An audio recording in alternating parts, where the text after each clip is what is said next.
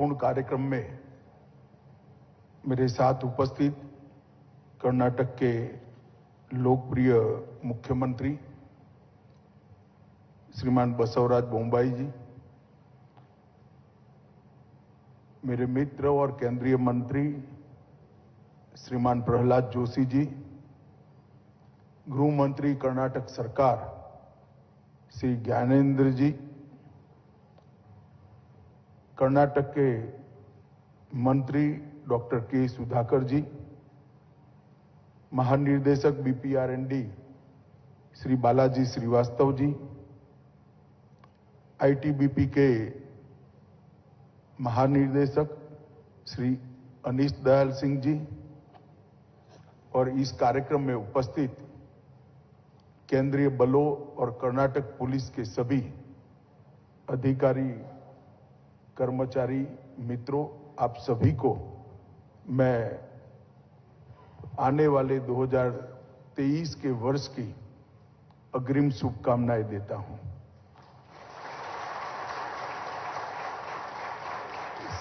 सबसे पहले तो मैं मेरी ही मिसअंडरस्टैंडिंग के कारण थोड़ा आने में देरी हो गया है, इसलिए मैं आप सबसे क्षमा प्रार्थी हूं। मेरी ऑफिस ने मुझे ब्रीफ करने के बावजूद भी बेंगलुरु से यहां के अंतर के बारे में आकलन लगाने में मेरा गलती हो गया, तो वो लोग बार बार याद कराते रहे, मगर मुझे लगा अभी 10 मिनट में पहुंचना है, तो थोड़ा देरी हो गया, इसलिए मैं क्षमा प्रार्थी हूं। आज इस छोटे से कार्यक्रम से दो अच्छी शुरुआत होने जा रही है। एक सीडीआईटी के बेंगलुरु में स्थापना और दूसरा केंद्र में नरेंद्र मोदी सरकार का जो हाउसिंग सेटिस्फेक्शन रेशियो और पुलिस बलों के कार्य करने की सुविधाओं को ज्यादा सुगम बनाने का अभिगम है, उसमें एक और कड़ी जोड़ने का कार्यक्रम है।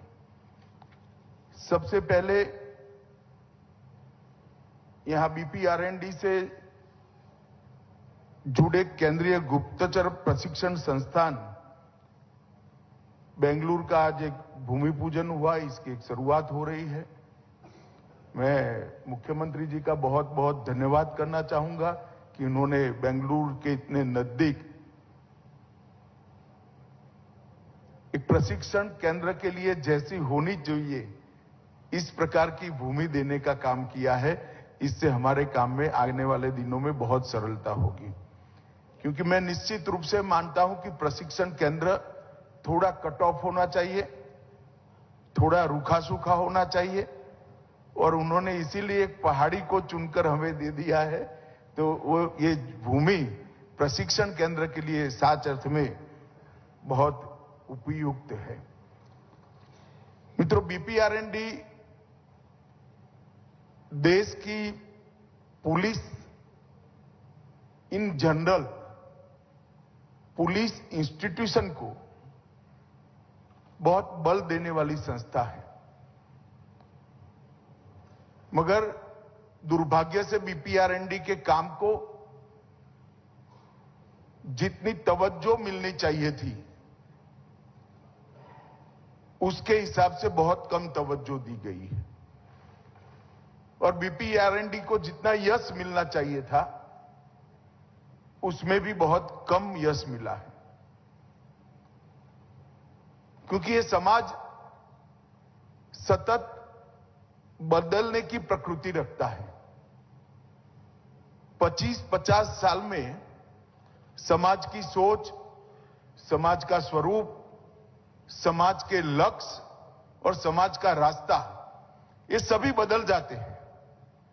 और जब पुलिस इस बदलाव के बारे में नहीं सोचती है तो वो धीरे धीरे इरिलेवेंट हो जाती है। अगर ये बदलाव को महसूस करना है, समझना है और बदलाव के अनुरूप अपने आप को बदलना है,